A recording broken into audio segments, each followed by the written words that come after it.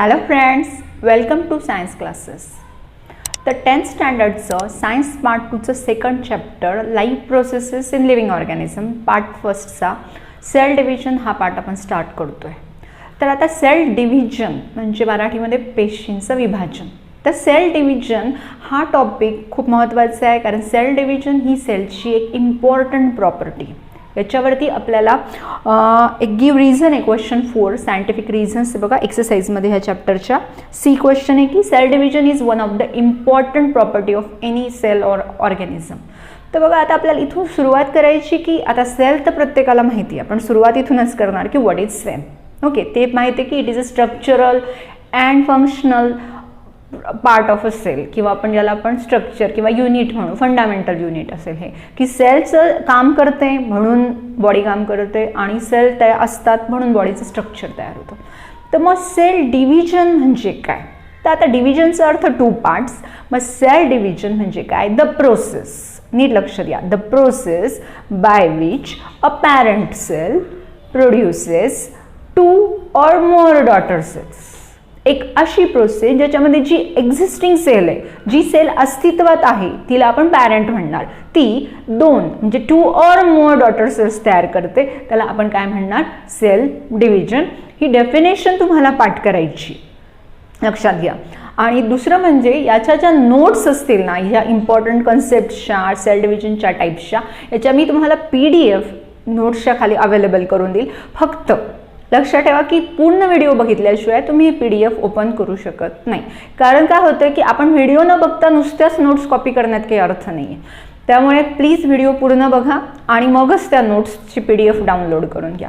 तर सेल डिव्हिजनचा इम्पॉर्टन्स काय? सेल डिव्हिजनची डेफिनेशन आपण बघितली की एक पॅरेंट सेल आहे, it give rises to 2 or more daughter cells.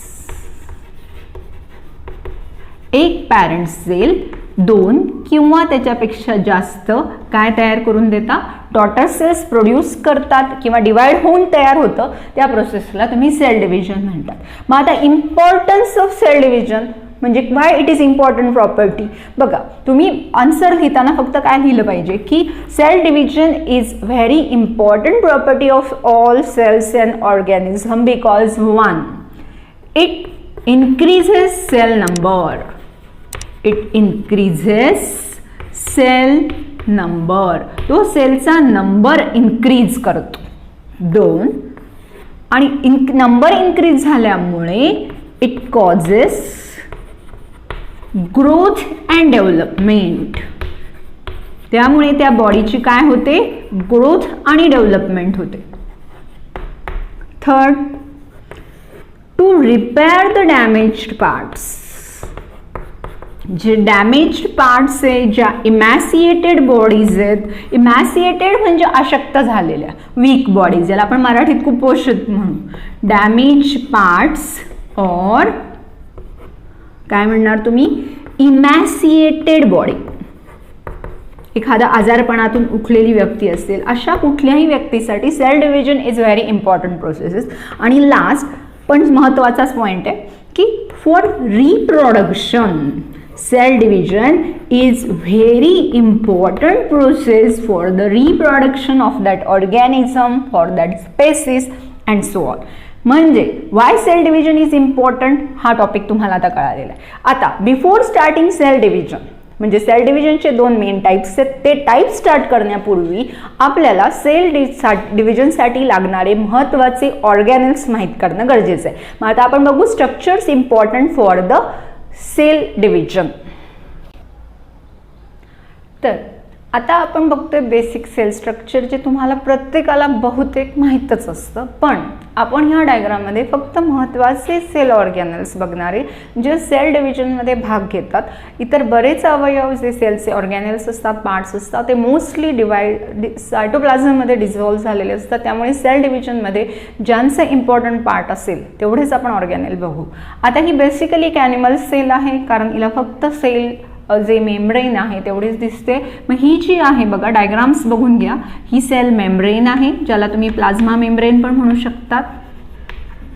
आता आपण हा ऑर्गॅनलकडे नंतर बघू, आपण याच्याकडे जाऊ. हा ऑर्गॅनल प्रत्येकाला माहिती आहे की जेव्हा सेल डिव्हिजन स्टार्ट होते तेव्हा न्यूक्लियसची साईज थोडीशी मोठी होते, कारण सेल डिव्हिजनमध्ये न्यूक्लियस हा मोस्ट इम्पॉर्टंट पार्ट येतो. न्यूक्लियसमध्ये काय काय असतात आपण बघू. म्हणजे हा संपूर्ण पार्ट ज्याची तुम्हाला कल्पना आहे हा आहे न्यूक्लियस. ॲक्च्युली लक्षात घ्या, मोस्टली नावं फक्त ह्या आणि ह्याच साईडला द्यायचे असतात डायग्राम्समध्ये.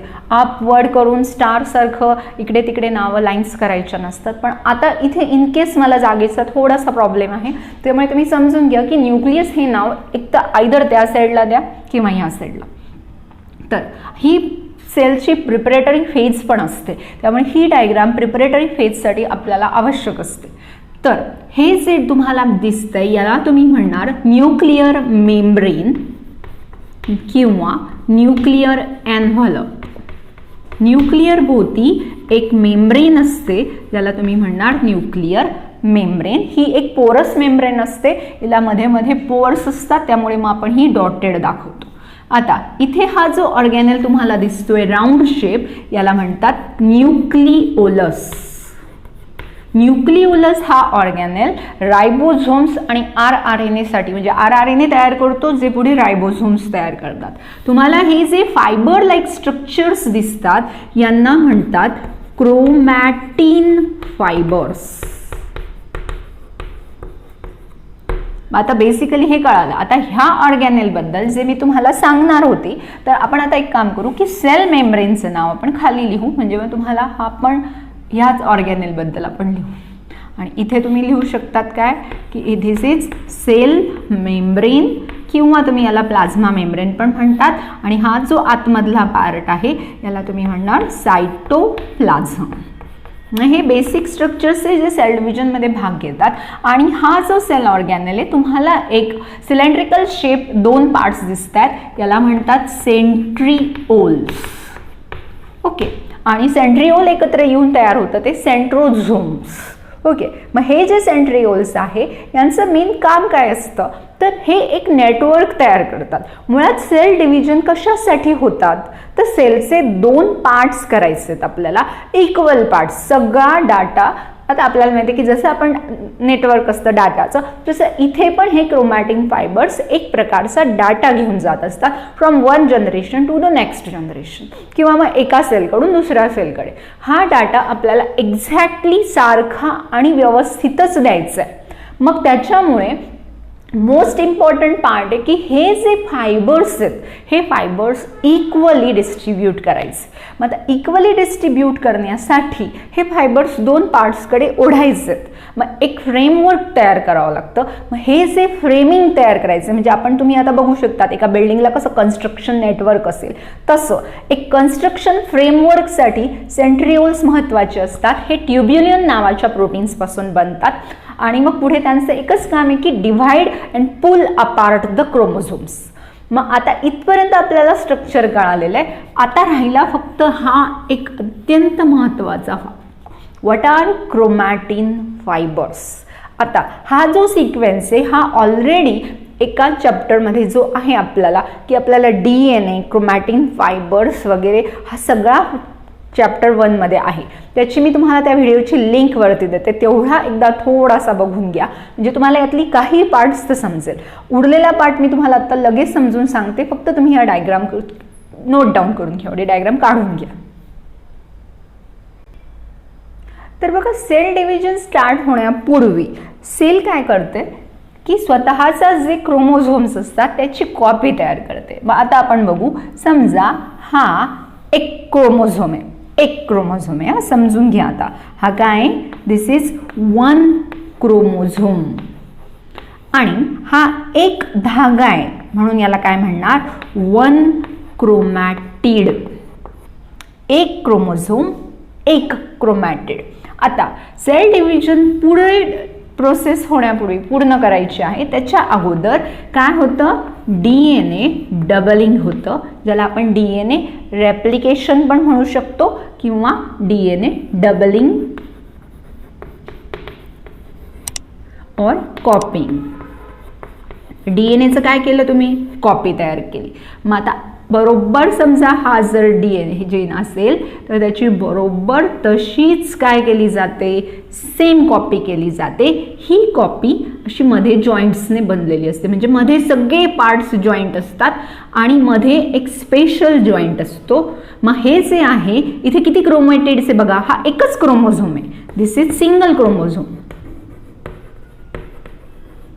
पण क्रोमॅटिड्स किती आहेत, 2 क्रोमॅटिड्स.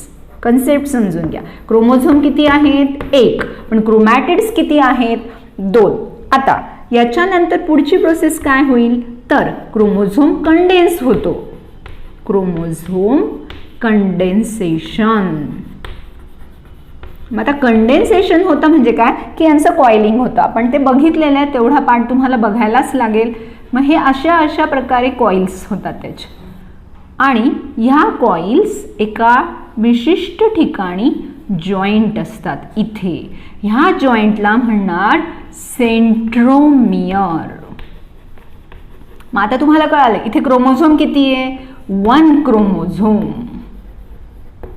आणि क्रोमॅटिड किती आहे, 2 क्रोमॅटिड्स. पण आता इथे हा क्रोमोझोम काय झालेला आहे, कंडेन्स झालेला आहे. आता कंडेन्स झाल्यानंतर हा क्रोमोझोम आपण कसा काढतो, शाळेत आपल्याला जेव्हा डायग्राम्स दिलेले असतात तेव्हा आपल्याला आपण असा काढतो, किंवा मग तुम्ही सरळ सरळ कसा काढतात बघा, हे बघा,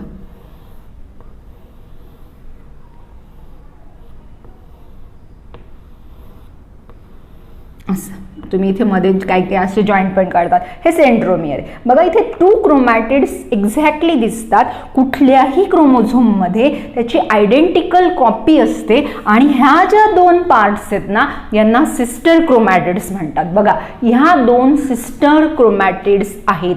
sister chromatids are the identical copy of the same chromosome and they are joint together by centromere. त्या सेंट्रोमियरने जॉईन झालेले असतात, त्या फक्त आयडेंटिकल कॉपीज असतात.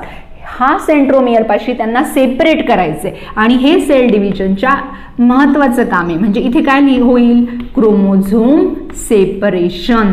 क्रोमोझोम सेपरेट होतील आता, क्रोमोझोम सेपरेशन. आता सेपरेट झाल्यानंतर समजा हे अजून कंडेन्सेशन झालेलं नाही, मग आपल्याला काय मिळतील, 2 क्रोमोझोम्स मिळतील separate, 2 chromosomes containing 1 chromatid each. 2 वेगवेगळे क्रोमोझोम, प्रत्येकी एका क्रोमॅटिड सहित. मग आता हे 2 क्रोमोझोम झाले, एक ह्या सेलला जाईल, एक दुसऱ्या सेलला जाईल. हे सेल डिव्हिजनचं काम आहे. आता तुमच्या लक्षात आले असेल की काय की एका जेव्हा सेल नॉर्मल असते, डिव्हिजन स्टार्ट होत नाही, तेव्हा एकच क्रोमोझोम असतो बॉडीमध्ये. म्हणजे ह्युमन बॉडीमध्ये समजा आपला तळहात बघू, आता याची जर एखादी सेल काढली तर याच्यामध्ये आता 46 क्रोमोझोम असणार आहे, प्रत्येक क्रोमोझोममध्ये 1 क्रोमॅटिड. आता त्या सेलला समजा बोटाल कापलं आणि त्याला रिपेअर करायचंय तर डिव्हिजन स्टार्ट होईल. मग डिव्हिजन स्टार्ट होण्यापूर्वी काय होईल, DNA डबल होईल. मग 46 ऐवजी 92 क्रोमॅटिड्स तयार होतील, 92 क्रोमोझोम्स नाही तयार होत, 92 क्रोमॅटिड्स असतात, क्रोमोझोम 46च असणार आहे. मग हे 46 क्रोमोझोम परत एकदा काय होतील, कंडेन्स होतील, डिवाइड होतील, आणि प्रत्येक सेलला परत 46 क्रोमोझोम होईल, कारण ते कुठलं डिव्हिजन असेल, मायटोसिस. मग आता इथपर्यंत तुम्हाला ह्या गोष्टी समजलेल्या आहे. आता फक्त एक कन्सेप्ट तुम्हाला राहिलेली आहे, ती म्हणजे होमोलॉगस क्रोमोझोम, आणि जे आपण सिस्टर आणि नॉन सिस्टर क्रोमॅटिड्स असतात. आता ही डायग्राम तर तुम्हाला प्रत्येकाला लक्षात आलेली असेल. आता तेवढा जो टॉपिक आहे तेवढा, आता जर तुम्हाला डायग्रामचं स्क्रीनशॉट काढायचं असेल तर बघा, नाहीतर ह्या डायग्राम्स PDF मध्ये आहेत, उगाच स्क्रीनशॉट. तर आता बघा, जेव्हा कुठलेही सजीव सेक्शुअली रिप्रोडक्शन होतं तेव्हा त्याला एकाच कॅरेक्टरसाठी समजा 2 जीन्स मिळतात. म्हणजे आता तुम्ही हाईट असेल, तुम्ही 9th स्टँडर्डला मेंडेलियन जेनेटिक्स शिकलेला आहे बघा. मेंडेलियन जेनेटिक्समध्ये आपण काय बघितलेलं आहे की कुठल्याही कॅरेक्टरसाठी 2 जीन्स असतात. मे बी एखादा डॉमिनंट असेल, एखादा रेसेसिव्ह असेल, दोन्ही डॉमिनंट असू शकतात किंवा दोन्ही रेसेसिव्ह असू शकतात. तर ते जे जीन्स असतात ते 2 पॅरेंट्सकडून आलेले असतात. म्हणजे आपण जेव्हा एखादा क्रोमोझोम बघतो एका कॅरेक्टरसाठी, तेव्हा त्याचे 2 जीन म्हणजे सगळे क्रोमोझोम आपल्या शरीरात पेअर्ड असतात. मग हे जे पेअर्ड आहे त्यापैकी एक आपल्या वडिलांकडून आलेला असतो, ज्याला आपण पॅटर्नल क्रोमोझोम म्हणणार, आणि एक आपल्या आईकडून आलेला असतो, त्याला आपण मॅटर्नल क्रोमोझोम म्हणणार. ह्या कन्सेप्ट खूप गरजेच्या आहेत, हे लक्षात घ्या. एक क्रोमोझोम पॅटर्नल जो वडिलांकडून आलेला आहे, एक क्रोमोझोम मॅटर्नल जो आईकडून आलेला आहे. जेव्हा नॉर्मल सेल डिव्हिजन होत असतं, नॉर्मल म्हणजे एका सेलपासून 2 सेल, ज्याला आपण मायटोसिस म्हणतो, त्या मायटोसिसमध्ये फक्त काय होतं की हे सगळे जसे यांचा काही संबंध नसतो, याला तुम्ही काय म्हणणार, हे 2 होमोलॉगस क्रोमोझोम आहे. काय आहेत हे? Homologous chromosome. काय असतात होमोलॉगस क्रोमोझोम? काय सेम आहे बघा त्यांचं? एक साईज, यांची काय सेम आहे? साईज सेम असते आणि यांचा शेप सेम असतो. साईज, शेप आणि पोझिशन ऑफ जीन्स यांची सेम असते.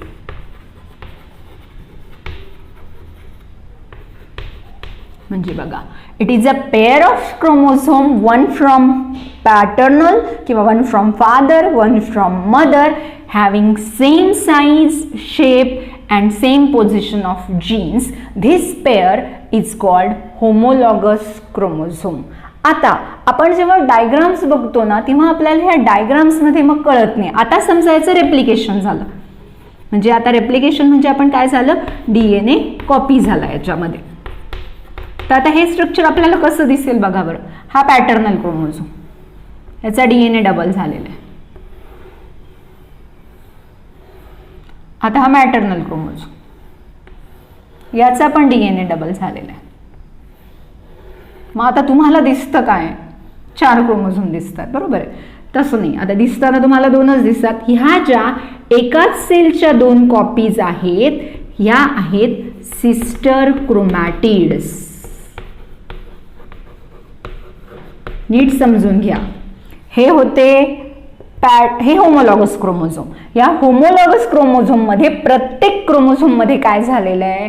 DNA डबल झालेला आहे. ओके, हे आपण फक्त ॲज युजल डायग्राम म्हणून दाखवलं आहे. प्रत्यक्षात हे स्ट्रक्चर्स असे नसतात, पण डायग्राम आपल्याला इझी जाते की कुठल्याही क्रोमोझोम मध्ये एक कन्स्ट्रिक्शन असतं. मग हे झालं सिस्टर क्रोमॅटिड्स. मग ह्या दोघांमध्ये काय रिलेशन आहे?